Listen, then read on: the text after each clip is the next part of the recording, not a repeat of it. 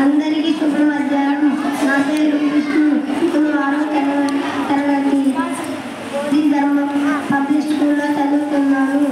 నేను ఈరోజు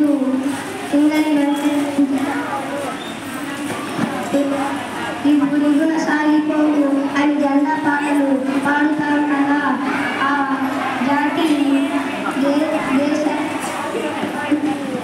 దేశ సామ్య బహుమతికరానికి చిహ్నం. ఎందరో వీరుల త్యాగం వ్యక్తికి వస్తుంది. మన జాతీయ పతాక రూపశిల్పి పింగళి వెంకయ్య 1878 ఆగస్టు 3 కృష్ణా జిల్లా బాపట్ల పెనుమూరులో జన్మించారు. హై స్కూల్ చదువు పూర్తి చేసిన తర్వాత 19 ఏళ్ల వయసులోనే సైన్యానికి చేరారు.